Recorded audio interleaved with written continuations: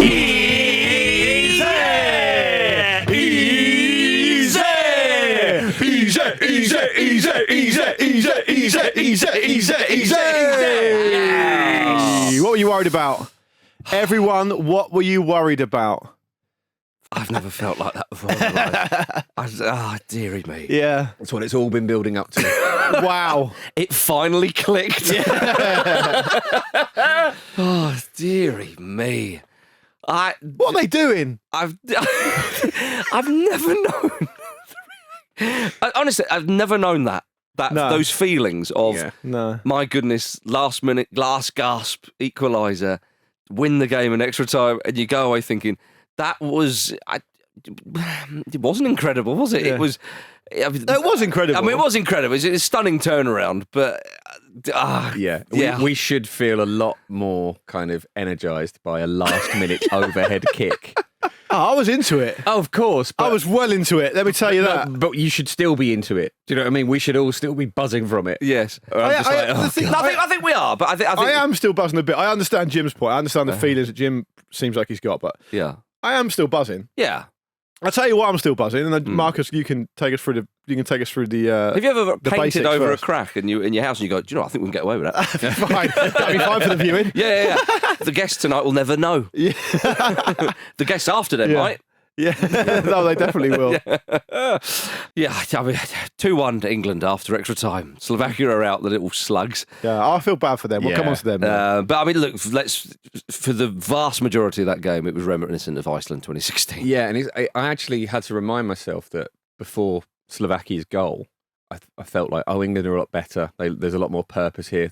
They feel like they're on the verge of creating something, if not necessarily creating things that are actually that effective at the time. But they get so badly affected by goals, whether they concede one or score one. Everything falls apart, and it all just becomes really sideways and crabby and pedestrian and a little bit panicked and a little bit scared. It'd be fine if England were a team with a rich history of winning penalty shootouts. With it, do you know what? If actually there are no goals scored, it'd be fine.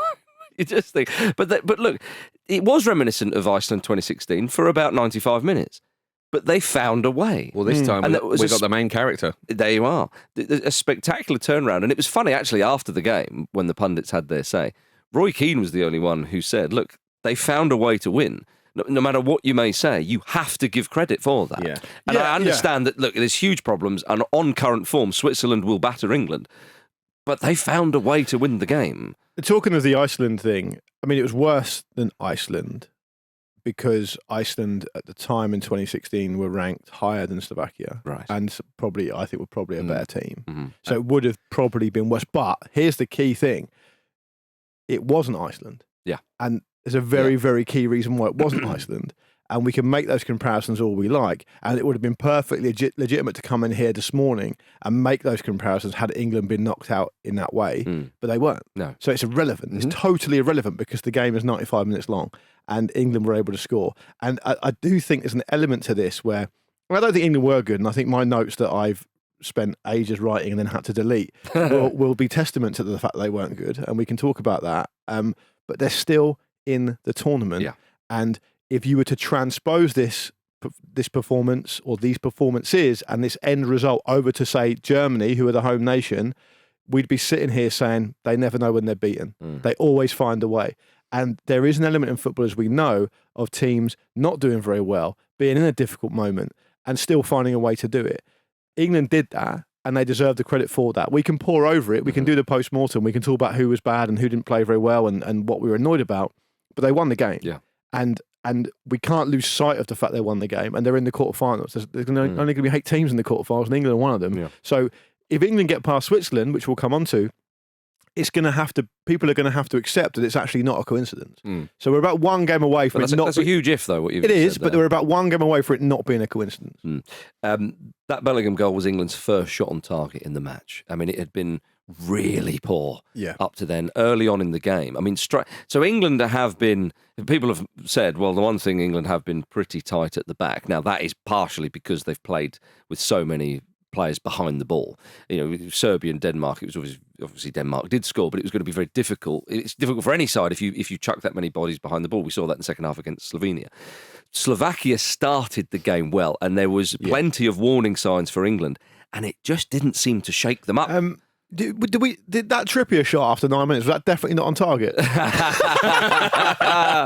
was worse than the Mudryk when I was talking about the other day. It fell on his right foot. I thought, but it didn't shake England out of this haze, Jim. And Slovakia eventually, well, I say eventually, it was only a 25-minute score. Yeah, they get the breakthrough, and I think, as we alluded to earlier, like goals don't energise England. Either way, and I think there were a lot of individual. Maybe with the equaliser, they scored quite soon after. But I take your point generally. What do you mean? Well, they scored straight away after extra time. Oh yeah, but it's after extra time. It's slightly different, isn't it? Okay, I take the point on that. But I think generally speaking, again, there are individual performances that are just quite sloppy and disjointed, aren't they? Like Phil Foden's delivery was kind of poor. Saka faded again fairly quickly. He started pretty brightly, but was kind of very quickly was okay, although I suppose he had to sort of do a job and change position. I think he did that fairly well, actually. Kane didn't look himself, did he? Until the absolutely vital moment, which is, again, a testament to the type of player he is, the type of character he is, why he's in the team, why he didn't come off. Southgate touched on that. But yeah, we are waiting for this click, aren't we? We're waiting for this bit where they look like the assertive team and they look like they're in charge, and we still haven't really seen it. Perhaps it's still to come against Switzerland. Perhaps we kind of have to accept that this is going to be a grind, that it is a team who are they're never going to scintillate. But actually, that's fine. We'd all take it, right? Of course. Because actually, if we let's look ahead and maybe be a little bit silly. If we get to the final when it's someone like Portugal, you don't want them going all guns blazing, do you? You want them to play like a better version of this, where they make chances and perhaps steal them. My take on the first exchanges in the game is perhaps a little bit different to your guys. I felt like Slovakia come to play. They came out and they were aggressive, and we've seen that in the group stage. I know Belgium had the majority of the game, really, in the game Slovakia beat them, but then England had the majority of the ball in this game. I mean, it was going into extra time. England had 75% possession, but Slovakia was super aggressive, and Slovakia were 1 goal up. Yeah, quite. And they came out to play. I felt like England were okay. Actually, I thought that. I actually think it's a little bit of an arrogant take to think England should have blown Slovakia away early. I feel. I don't think anyone is saying that. Jim and I certainly didn't say that. But if you look at some key sort of players, I thought Bellingham was moving the ball a lot quicker. He'd obviously been told to take fewer touches, which he did. I thought they kind of felt their way into the game. They were feeling out what Slovakia were doing, and all they needed to do really was play through the press. And they sort of did that a bit early, and they started to drift. And then the problem was actually, in my view, that England became very predictable and again very slow. And there was a patch of play just before Slovakia scored, actually. So still in the early exchanges, and then England were undone by it. It was a pretty tidy goal, but it was an easiest-ish goal to defend against. But before that, England were almost tormenting Slovakia, moving the ball a lot quicker, creating good moments. And it ended with Kane winning a corner. And the most frustrating thing about the whole thing, which really set the tempo for the rest of the game, and of course Slovakia scored anyway, was that rather than exert further pressure, England took about a minute and a half to take the corner. They waited for Trippier to trot all the way across the other side of the pitch with no urgency whatsoever. Actually quite an arrogant way. He just trotted over there.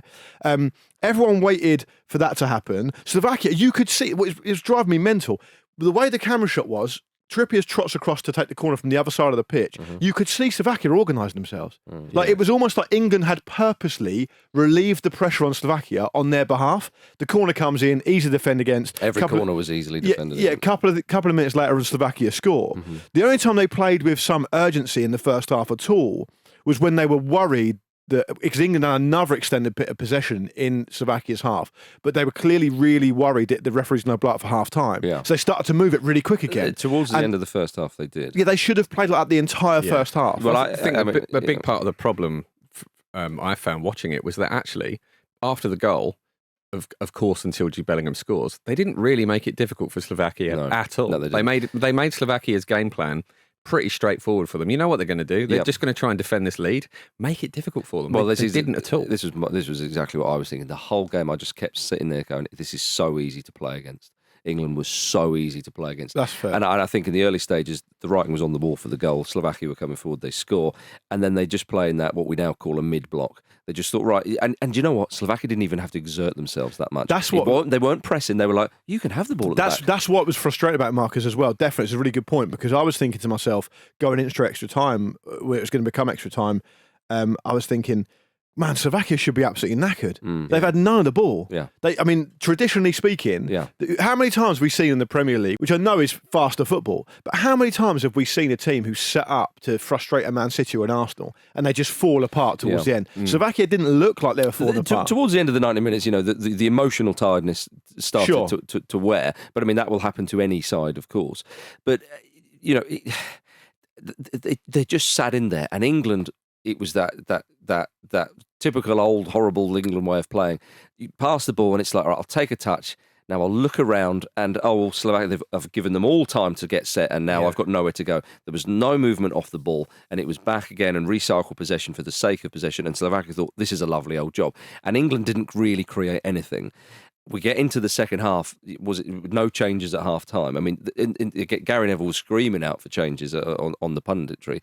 And I thought, yeah, you're absolutely right. Like this, you need a rethink here. Now, we did get different formations throughout the rest of it, and it was all a bit mad. At one point, there was just no left back. Yeah. And that actually seemed to work quite well. So yeah, maybe that's the thing. Maybe that's it. But England, again in the second half, I mean, Slovakia had a chance from range to make it 2-0.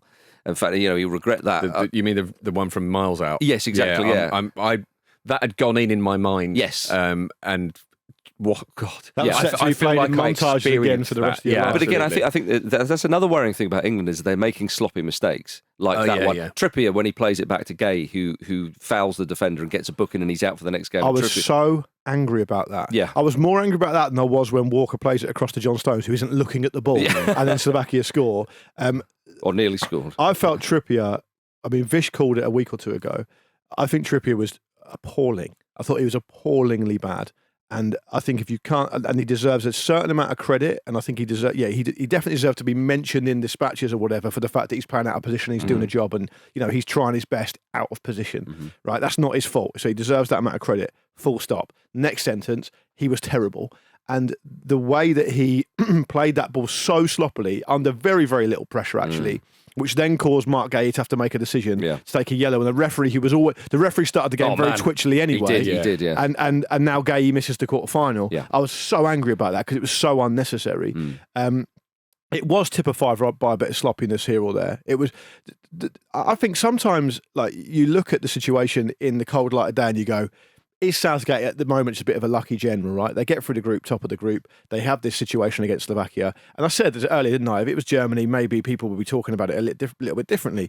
But there are certain things that he's done that you think there's just no excuse for that. And there's two. You've already mentioned one. One is not making changes at half time.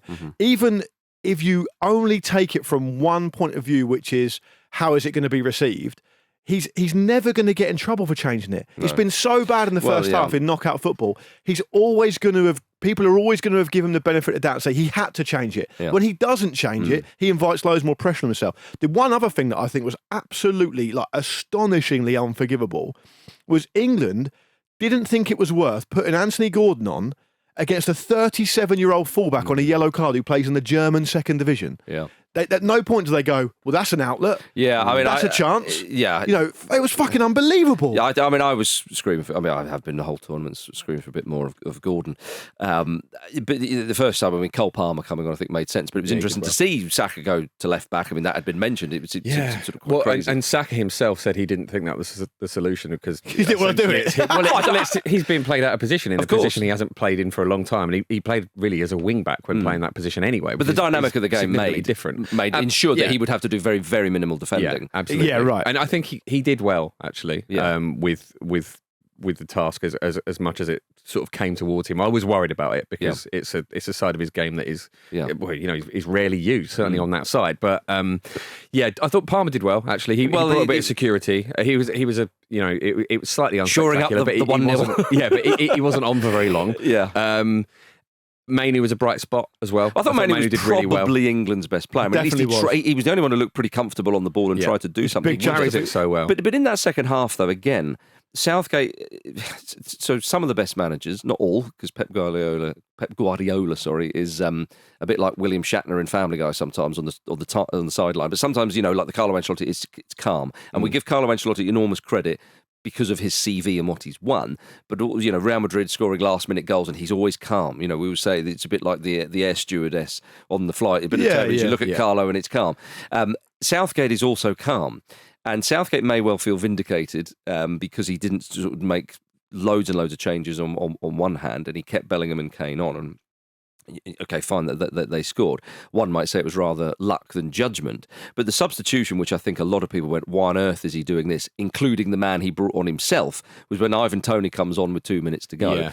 And I mean, England, Kane had a header that he probably should have done a bit better with. It flash wide. Declan Rice hits the post, but it's not really a chance, is it? Because it's a Denmark goal. Exactly. It's a 20-25 yarder. One or two moments. Obviously, Foden, it was a nice goal, but it was offside, so therefore that's the end of that. Yeah. Tony comes on, and Southgate himself said Tony rolled his eyes as if, which is remarkable because he becomes Brentford's first ever player to play in a tournament, I think, for England, or certainly a knockout game for England. I think it's bad that Southgate said that. Well, either or, but like Tony's sitting there and it's an interesting reaction. But then, of course, he plays his part. But it's a long throw, it's a flick on, and it's a piece of magic, and it's come out of nowhere. It's not carved them open. It's not this, that, or the other. It's Tony Pulis, Sam Allardyce stuff. Well, it's you've got the main character there, isn't it? Is what it feels like. It was. There was a sense that it was this absolutely special moment, because you're right. There's an element of Pulis to it there, but he's also an overhead kick in the dying minutes. And certain players have this X factor where this stuff seems to happen to them. Which is why Southgate left him on. Quite, because he was on one leg. And I think Bellingham was a lot more focused in his attempts to make things happen throughout the game. I thought he was much better in this game, like even if you take the goal out of it, because obviously the goal means it was a lot better. But I think he was, like I say, more focused in his efforts to sort of plough furrows and stuff in the last two games. That's what I said to you. And he took far fewer touches. He played a lot of the game on all fours. He was still like keeping possession after he'd been knocked over and stuff like that, and he used his strength really, really well. He does go down very easily. A little bit. Yeah. But I mean, obviously when he scores, he screams, who else? Yeah. And I just think that he's got to be a little bit careful because he only turned 20. I don't mind that. He turned 21 a couple of days ago, but he's beginning to sort of have a little bit of a bite back. It's a last minute winner in injury. Equaliser in injury time now. Sure. And if you can't enjoy that as a 21-year-old, with all the things that I enjoyed it as a 43-year-old. Yeah, no. I'm not suggesting that he shouldn't have celebrated and all that kind of stuff. I just he admitted that some of the pressure and some of the comments are kind of getting to him, which is totally natural. I just hope that he keeps his temperament, that he doesn't try too hard and suddenly become the superhero like we've tried to see one or two England players, or indeed shrinks or gets a sloppy second yellow or red. But Marcus, in his defence, I mean, he was on a yellow with a very twitchy ref from about 15 minutes in. Yeah. And he saw the game out. Yeah. So he did adjust his game slightly because he can have that, because he was playing on the edge quite a lot. He was chipping back at the referee quite a lot. And you did think to yourself, oh God, is this going to be the moment that we're all fearing? To be fair to him, he clearly stayed on the right side of it. I don't mind him however he wants to celebrate in that situation, because I don't want to be Richard Keys about it. I don't want to be like, I decide, I'm the arbiter and the gatekeeper of how you celebrate a last-minute equaliser in a knockout game for England. He responded completely instinctively, and that's his character. It's not necessarily that I'm concerned about, but you mentioned it before the tournament or maybe after the first game, the Adidas advert, which is all about him. Yeah. We know what it's like when you put people on, and I understand, and I think he will be one of England's greatest ever players, probably. Do you know what I mean? So that's let's. I would agree with you. Let's bank that if you see what I mean. No pressure to win anything. Yeah, exactly. Yeah. Well, I mean, he'd still be brilliant. But of course he can. But he did talk about in the post match press conference about some of the comments, and he didn't want to say too much. And England have been talking about this, so there is pressure there. They're well aware of it. But it's unlike a Southgate side, or it's unlike Southgate to sort of have this siege mentality. It was a bit of a different feeling. No, but he has been always very open with players talking to the media. True. And I think, I hope maybe I didn't articulate myself properly after the second game when I criticised Bellingham. I criticised him for his performance, which I think was all wrong. And I did absolutely say, look, is that Adidas advert, that kind of stuff, the way that we kind of make a talisman out of a player? We've always done it. Yeah. Is that helpful for him? Especially all action midfielders as well. Yeah, sure. Because that's kind of how we see the game, I suppose. But I don't, because there was some chat about whether the player should or shouldn't be able to respond to some of the criticism they've got. I feel like they I feel like they should. I think if there's any kind of criticism of it you could make, it would probably be it's maybe a waste of energy or a little bit of a lack of focus. But I don't have enough information to know whether that's the case or not. I feel like it's almost a similar situation to when all the fans give players shit all game, and the moment a player gives something back, they complain. Like for me, I feel, Gary Neville was talking about it, wasn't he? I mean, I find it interesting because I think that Neville says this, Lineker says that. Are they able to speak back? Well, they are human beings. I mean, you put a mic in front of their face and only say what I want you to say. I think that's problematic. Sure. Well, he certainly answered them on the pitch. He did. Yeah, because that was an incredible... What a goal. Yeah. Because it was going... Didn't come off his shin either like the Rooney one against Man City. It didn't. I mean, it wasn't a spectacular overhead kick, but I feel that is a very, very unnecessary point to make. But the ball was probably going to reach Kane. Who would have? I mean, who would have put it wide? Who would have maybe volleyed it over the bar? But I mean, it was, and then they both do Bellingham celebration, and you saw the enormous relief. And Gareth Southgate is 45 seconds or whatever it was away from having a Hodgson moment where he would probably. I mean, I don't know whether he would resign after the game or not, but on 99 England games, you thought, well, he's not going to get his 100th, and that goal changes everything. And what I will give England credit for is, with hindsight, obviously they won the game. But it was so important for England to score early in extra time. I think the emotions that Bellingham and co spoke about, which is natural, is it gives you that extra little bit of energy. Yeah. And they score in the first minute of extra time, which is an incredibly rare thing. There was a stat going around Twitter, I haven't double checked it, but to say that's only happened twice in the history of tournament football, or Euros and World Cups, and both have scored by Englishmen. And obviously Kane scores, because Kane and Bellingham not long after that come off, and then England sort of retreat and do their thing, which I'm more sympathetic to this time round, perhaps. It's quite a big call, though, wasn't it? It was a big call. It could go to penalties, and you got two of your main men not on the pitch. True. So, I mean, Palmer, it didn't go to penalty, so I'm not going to... They definitely, Marcus, they definitely deserve credit for carrying that energy into extra time. 100%. And that's where you hit them, and they did. Because that's a bit of pinball and a bit fortunate, but it still went in the back of the net. That's interesting as well, because that's anathema to the dialogue and the kind of narrative around what England are like in tournaments. Yeah. They'll limp to penalties, not really create much, and then they'll go out. And actually, none of that was even close to happening necessarily.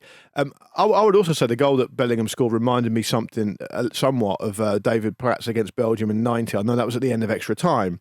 Very deep kind of free kick into the penalty area. I know it's sort of slightly different delivery, but on the volley, kind of from nowhere type thing. England against Belgium in 1990, Belgium had almost scored. They'd hit the post, and it was all looking a little bit grim.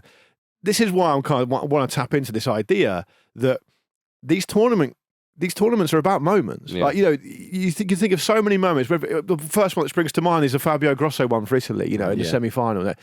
It just in a moment something amazing happens, and that's probably why he put Tony on last minute. I think it's well, he said to Tony, didn't he? He said, "Look, you could be a part of this. If we get a chance, you'll be a part of it." And to be fair to Tony, like I understand, but then Tony, with a lovely header back into the box, gets himself an assist and has played his part in a very, very spectacular and important and hugely relieving England victory. And it was great for Kane, who's had his critics, and he scores. And the celebrations that then followed, England felt we'll be all right now. Now, there was a moment where Slovakia had a chance and it was blazed over the bar. So, it's England. It's never going to be that straightforward.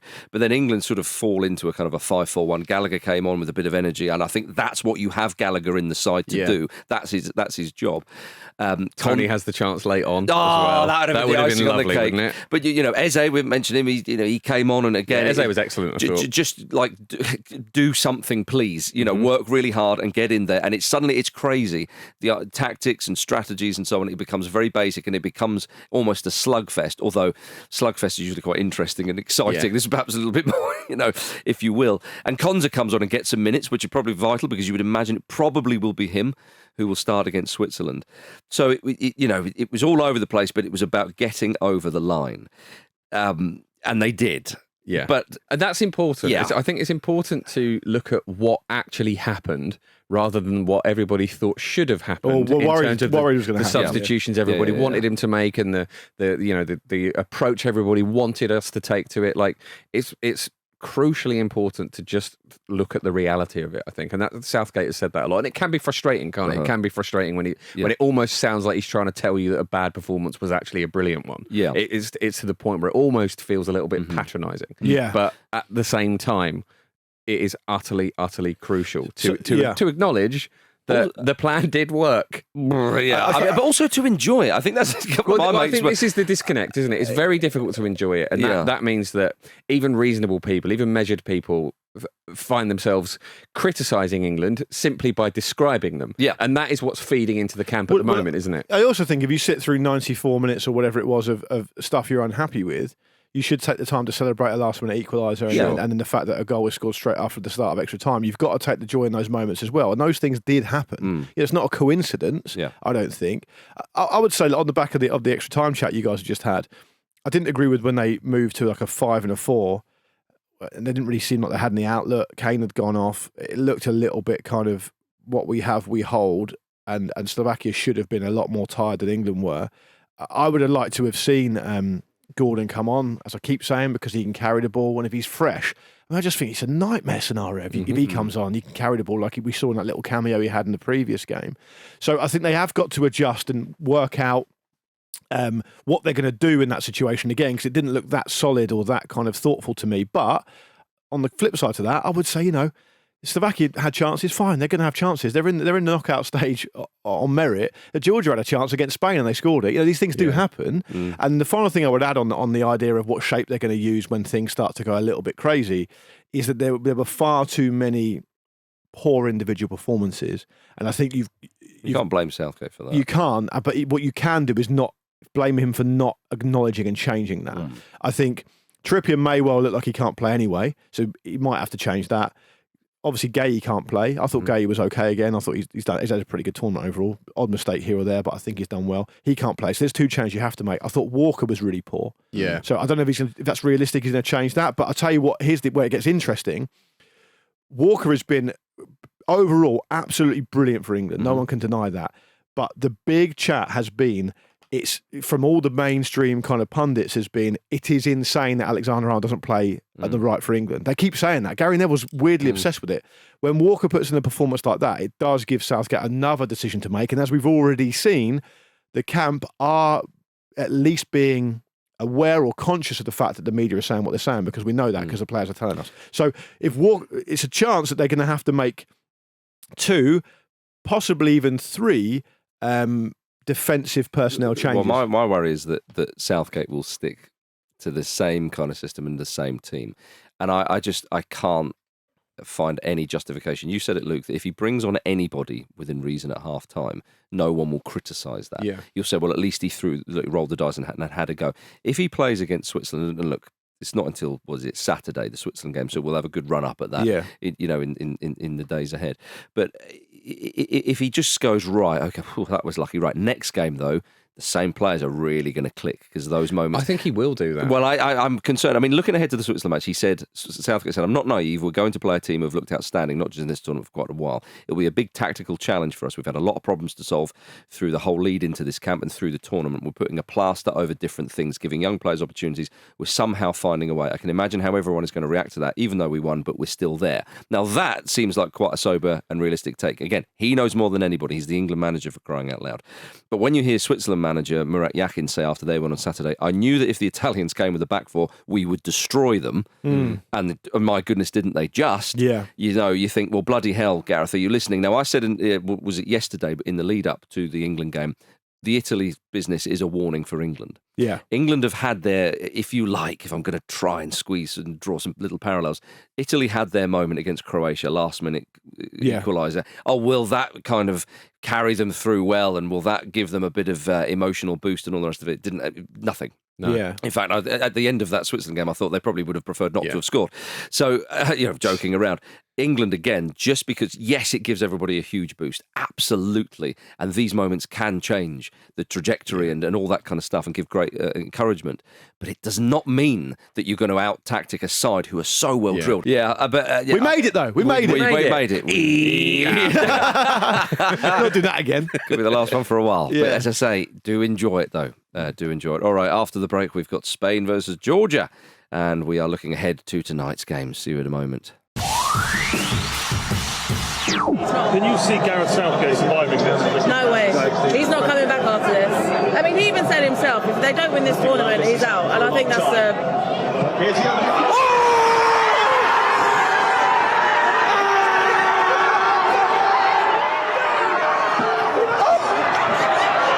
sorry if anyone's heard me language there, but as you can imagine, I think that was a bicycle kick from John Stones. I'm sorry, I was interviewing people, I didn't quite see it. I think John Stones just scored a bicycle kick. Welcome back to the Football Ramble, everybody. BBC News yesterday. Thanks to friend of the Ramble, Marcus Speller, for sending us that clip. What up, Marcus? You can become a friend of the Ramble, as I have too, by heading over to patreon.com/Football Ramble. You'll get access to the Discord where you can chat with us and other Ramble listeners and get ad-free episodes of the Ramble up front and on the continent. We want you to step up your game and send us some fun break ID clips, as one Marcus Speller did. So use that guy as your inspiration. I love that you were so annoyed about England's performance that at this point during the game you appear to have been watching BBC News. I'm not watching the game anymore. I'm watching the news channel just in case anything happens. Right, after England beat Slovakia 2-1, Spain beat Georgia 4-1. TV was on fast forward again, wasn't it? It certainly was. My goodness. Yeah. Spain. Hard not to be a bit jealous, isn't it? Of both sides. Yeah. I mean, this is the thing. This is the thing. Like Spain, obviously, 4-1, it could have been a lot more. But Georgia, my goodness, you've got to give them credit. And I know this win it's all about Spain, but Georgia, they knew the game plan. They hit them on the break, and they break with pace. They you saying? get the ball and they turn into the Mighty Ducks. It's amazing. Yeah, it's an amazing thing to watch. What are you saying, that two fancied teams somehow conspire to go against a goal down against much lesser opposition? Will the similarities never end? Never. I don't think they will. Yeah. I don't think they will. People won't be confused about what's in their watches. Is it England? Is it Spain? You can't really tell. I can't. But it was sad to see the side with St George spearing a dragon on their chest go out of the tournament. Yeah. But they've given themselves a wonderful memory, a great account. It was nice to see the Georgia players celebrate. Well, not celebrating, but acknowledging what they achieved, and the fans and so on. It was great. But and they did have the lead. I mean, it was another collector's item. There was a point as well at 1-1. Well, Kvaratskhelia almost beat Simon from miles out. Exactly what I was going to reference. Yeah, and it was so close as well. And that would have been one that we talk about forevermore. Yeah, that would have been an absolute all-time classic. And it's a real shame because Spain would still have got back into the game. I think we've seen by the way that it panned out, they were always going to win that game, whatever Georgia managed to pull out. But they were so spirited. And when you've got a game plan like that, which is essentially have as little of the ball as you can, but then make it count when you get it and use the pace of those forward players. It's actually quite an exciting thing, despite the fact they're never actually on the ball. Well, they still created a few openings. I mean, what was great as well is that Kvaratskhelia, pressure on him was huge. You know, he is their poster boy. Probably, one of, I think it's fair to say, already one of the greatest players Georgia have ever had in their sort of fairly shortish history. Georgia King-Clancy? Hence I said one of. He's up there. But he's been brilliant in this tournament. He had his goal, of course, in the game against Portugal, and they've been superb. And the fact is, when they scored, everyone thought, no, surely not. Well, Spain thought that as well. And the way Spain... It's like Spain didn't even notice. Yeah, the way they... Didn't affect them at all. The way this Spanish side play is brilliant. And we remember the great Spanish sides in 08 and 2010 and 2012. And 2012 was probably the best one of those three. And in 2010, maybe the criticism was it was slightly boring because they kept the ball and it was the kind of 1-0s, even though they win the World Cup. But this Spain side, it's all about, I mean, yes, they've got the typical, what we've come to know about Spain sides, holding possession, but the way they just press them back and the attacking and the directness. And it's very direct. So much to admire about this side. It's interesting to me that you mentioned 2008 because there's a lot to be said for forging an identity that then stays with your national team forever. And it's a thing I think England don't actually have. No. And Spain are a different thing since 2008. They weren't like that before. Yeah, they were the great them and England were the underachievers. Yeah, absolutely. And it was all a bit nothingy. It was very different. They just didn't really have much of an identity, but now they really, really do. And you see the benefits of it in a game like this, where it's just like if they were all wearing bin bags and you couldn't identify who the players were, you would work out that this is Spain because of how they played. But the real joy of this iteration of it is them having those two really fast, really direct wingers, and they're both such likable players because Williams' story is incredible. Lamine Yamal is 16 years old and playing like that. Is he wearing And- braces or something? Yeah. He passed his exams this week as well. Passed them. Yeah. Well done. Yeah. Probably done really quick. Right, we're right to say all that stuff about Spain, but actually it has been since then not But particularly it just great. shows you how quickly it can turn, because Yeah. before the tournament, people were saying, have they got much of a cutting edge? We don't really know what type of team they are.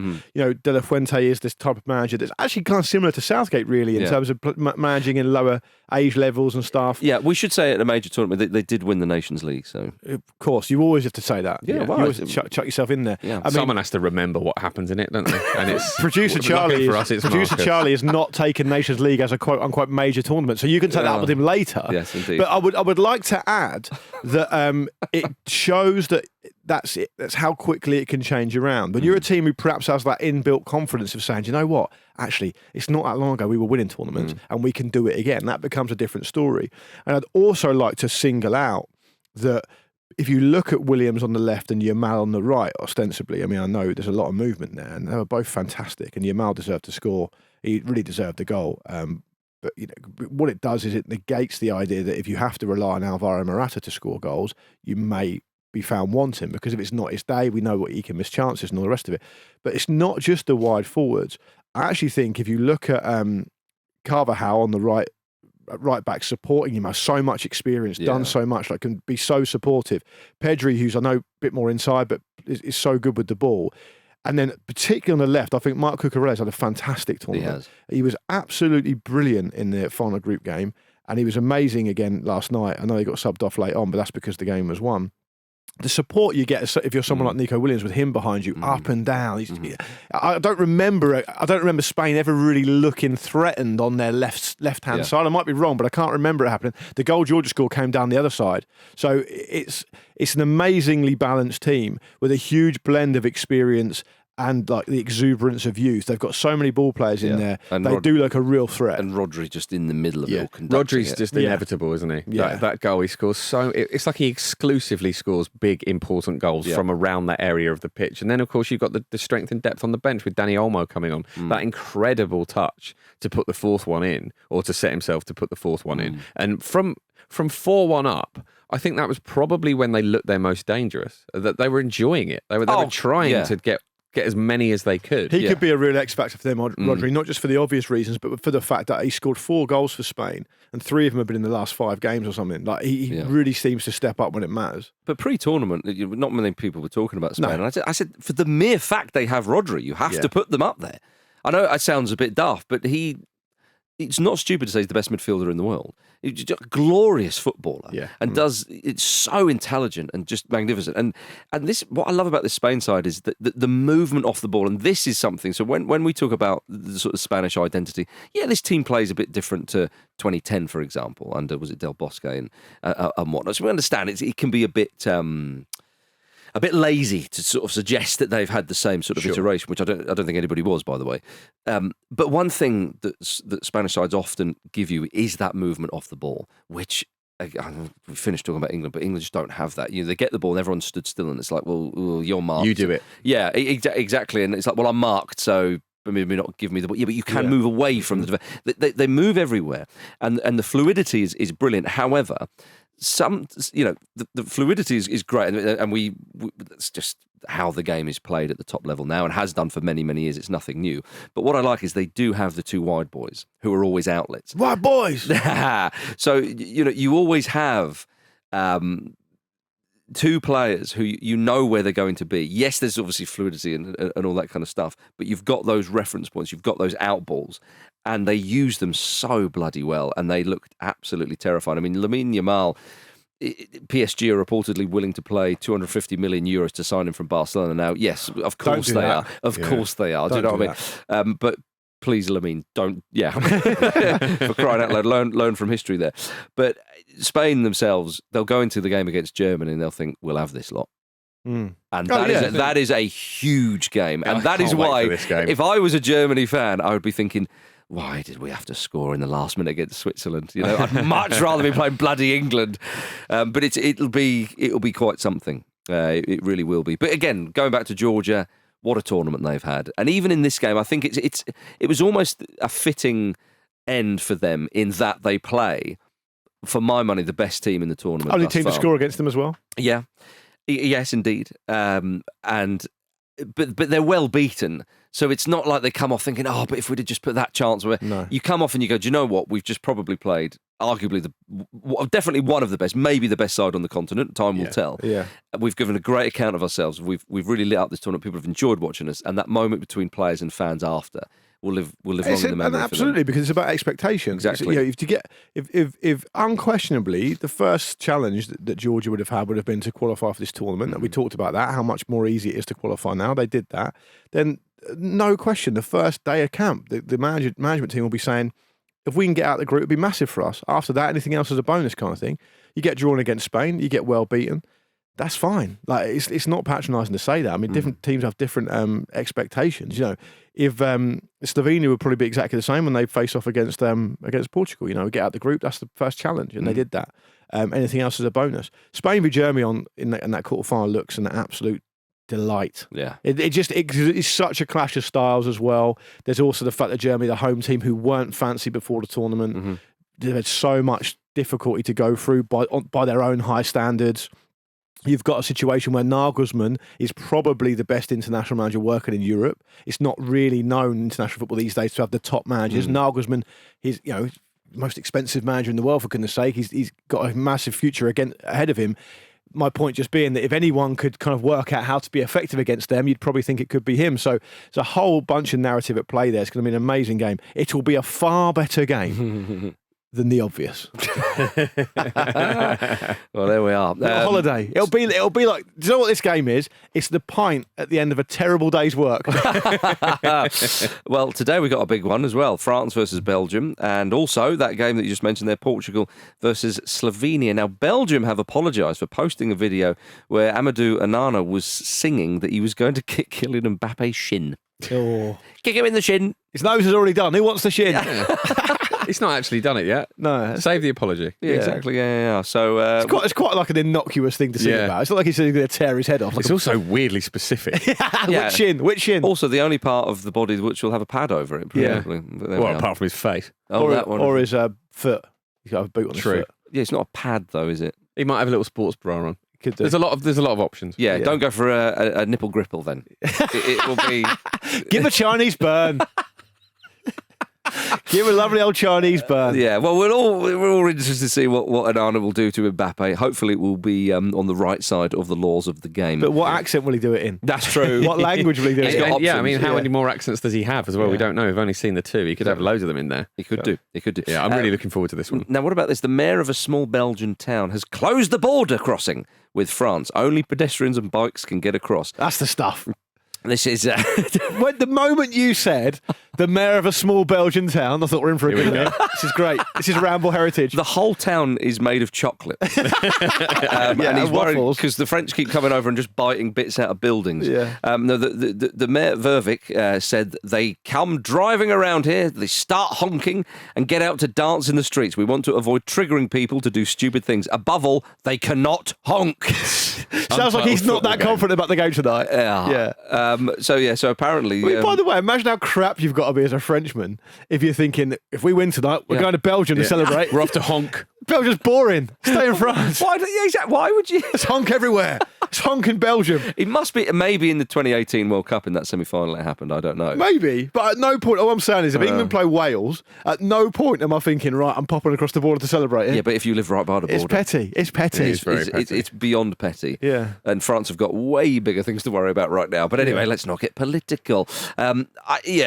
Just don't honk. No. If you want to have a drive around and enjoy what I assume is a very serene and lovely little atmosphere in that Belgian town, I think- fine, but don't honk. Honk in your own town, surely. Yeah. Well, I mean, I don't know what the laws are after certain times and so on. It is an earlier kickoff, though. You don't want antagonistic honks. I think so. Can I just add that given that we are maybe perhaps in a post-Golden Generation era for Belgium, at least approaching that, can I just be the person to point out they've still got quite a lot of good players and they've been absolutely pathetic They so have. far. Is it not slightly patriotic for Belgium to be flat? We're a flat country. Yeah, it's true. That is true. Although Maybe they've it's got the identity. I mean, good beer though. Yeah. England have been too far. We need to be a little bit more hilly. Yeah, We do. But Belgium are really doing us a favour here. The best thing that could happen with Belgium is, given the profile of the players they've got, I know it's not what it was, and some of the defenders are very old. I get all that.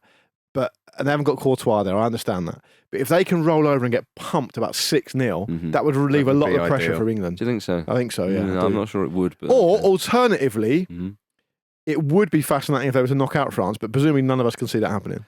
Well, I don't know, 'cause France haven't been amazing either, have they? So we've not seen the best of either team yet. So it could be that actually this ends up being a little bit of a grind, and whoever scores first, it has the initiative, and the other team doesn't have an answer to it. Maybe I've just been sort of like battered into thinking every game's going to go like that from watching England. But I'll tell you what's remarkable, and hopefully you guys know what I mean when I say this, is that every time you seem to watch Romelu Lukaku play for Belgium in a tournament, it's the story is team seems to be either about him missing chances or being just caught offside. 85 goals in 118 games for Belgium he's got. Statistically, it doesn't make any sense. No. He should be banging them in every single time. I mean, he has scored goals at tournaments, of course, for Belgium. But yeah, it seems just like a strange one. I mean, there's such marginal decisions that have gone against him. So, also, can I just point out that he's still technically a Chelsea player? yeah. Aren't we all? It's mad. Yeah. It's insane. Kennedy still there? Marco What, Van JFK? Ginkel? John Kennedy. but anyway, so all I'm saying is I'm not suggesting he's not a good player, because of course Lukaku's amazing, but it would be incredible if, given what Jim's pointed out, which I agree with, that France have got problems of their own at the moment. Yeah. You're expecting France to click, but would it be great if Lukaku was able just to smash in a hattie and announce Belgium's appearance? Switch. Yeah, that'd be good. Yeah, well, that's it. I mean, France, it's a bit like with Germany. They say, well, they haven't really probably been tested. Well, they're going to get a bloody test in the quarterfinal. And then with regards to France and Belgium, only one of them can go through, so it would be an intriguing game. Portugal will be heavy favourites, of course, against Slovenia. And with Slovenia, I can't imagine it will be like this, but you don't want it to be a case of, they're just happy that they got through. And then they kind of go, well, whatever happens now is a bit of a bonus. Well, also, if they roll over and make Portugal look like world beaters, it makes England look even worse, doesn't it? Let's be honest. Well, I wouldn't. Yeah, I think England can make themselves look bad without. I know what you're thinking, and you looked at me there like, England can't look worse. What are you talking about? Doesn't make any sense. Well, Bruno Fernandes has said, for Cristiano Ronaldo, the most important thing is for the team to succeed. Yeah, I don't agree with that. And the funny thing is, though, is that Andy was saying a little while ago that the Portugal players were all given their lines about Ronaldo a few years ago of, he's the best player in the world. We've got the best player in the world. And now it's... the meaning. Yeah, and now they're all saying he plays for the team. It's all about the team. Yeah. Like, who's given... Is it Ronaldo himself? Is it the manager just saying, I'll just say Maybe whatever? Ronaldo has a PR team who go around just he definitely instructing other does. people of what to do. We're just like really going beyond their own remit. It must be. I asked Andy after a Portugal group game, I forget which one it was now. They won the game and they're all on the pitch shaking hands, hugging, all that you'd normally expect. The bench came on.